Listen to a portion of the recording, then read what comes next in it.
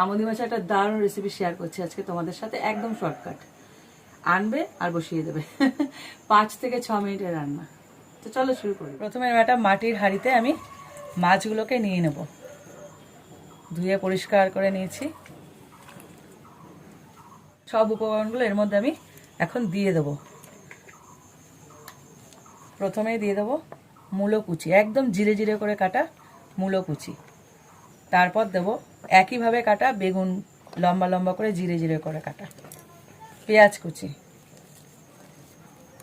এরপর যাবে কাঁচা লঙ্কা চেরা, টমেটো চেরা, দিয়ে দিচ্ছি রসুন বাটা অনেকটা, প্রায় 2 টেবিল চামচ।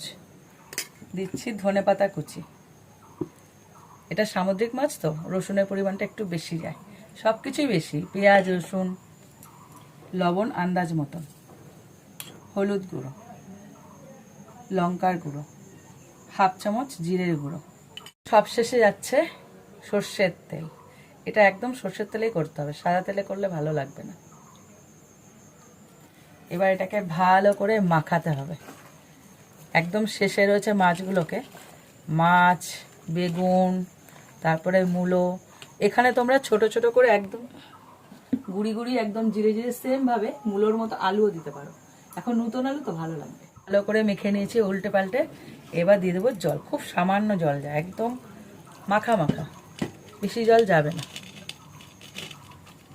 ধান হয়ে গেছে, এবার এই হাঁড়িটা বসিয়ে দেবো।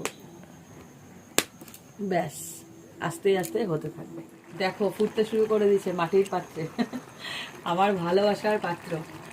আমার ভীষণ ভালো লাগে, মনে হয় কি বলতো সকাল থেকে রাত অব্দি মাটির পাত্রেই খাই। দারুণ একটা গন্ধ ছেড়েছে, সুন্দর যে একটা, হ্যাঁ একটা সোদা সোদা গন্ধ আছে, এটা মাটির গন্ধ। উপর থেকে আরেকটু ধনেপাতা দিয়ে দিই।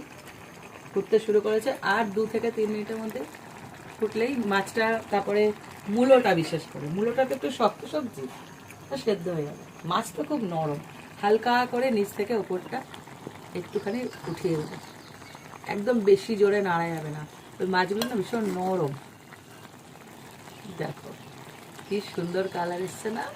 এই দেখো নামিয়ে ফেলেছি, কালারটা দেখো। তৈরি হয়ে গেল আমাদের মাছের ঝাল। এইভাবে বানাও আর গরম গরম ভাতে খেয়ে নাও। শীতকাল তো জমে যাবে একদম। তবে হ্যাঁ, পিঠের মধ্যে রোদ্দুরটা পড়ে, হ্যাঁ